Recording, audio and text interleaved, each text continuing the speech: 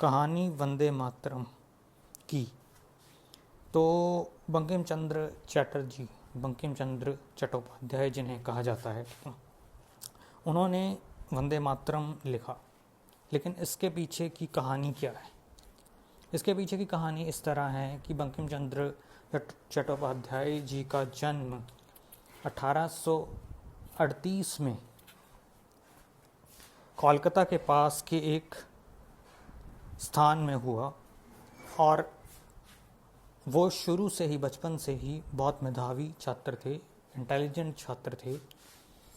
उन्होंने अपनी पूरी स्कूली शिक्षा करने के बाद जो बीए का पहला बैच था उनके यूनिवर्सिटी का, उसमें जो 2 बच्चे पास हुए उनमें वो थे और उत्तीर्ण हुए, प्रथम स्थान पर थे।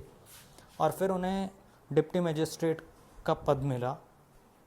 डिप्टी मजिस्ट्रेट का पद जब उन्हें मिला तो उन्होंने उस पद के माध्यम से भी भारतीयों की सेवा, भारतीयों की मदद करने की पूरी कोशिश की। अनेक अवसर आए जब भारत के लोगों का न्याय वांछित था, भारत के लोगों को न्याय मिलना ज़रूरी था और उन्होंने न्याय दिलाया।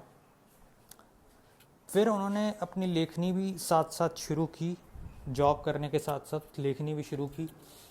कई उन्होंने नॉवेल्स लिखे जिनमें आनंद मठ एक मशहूर नॉवल है और उसी आनंद मठ में वंदे मातरम का समावेश है। उन्होंने सबसे पहले एक इंग्लिश बुक लिखी थी और फिर वो एक मैगज़ीन के लिए, बंग दर्शन करके एक मैगज़ीन है, उसमें लिखने लग गए थे। और अपने जीवन के अंतिम पड़ाव में उन्होंने श्रीमद् भगवद गीता पर एक टीका और कृष्ण भगवान के जीवन पर एक कृष्ण चरित्र बंगाली में पुस्तक लिखी। क्योंकि उन्हें बहुत ट्रांसफ़र्स झेलने पड़े अपने जॉब के दौरान और साथ साथ में अपनी राइटिंग का काम भी वो करते रहे, और इस जो थकान और जो हेक्टिकनेस के कारण उनकी 58 साल की आयु में, जिसे हम कहें कि अल्प आयु में, उनकी मृत्यु हो गई।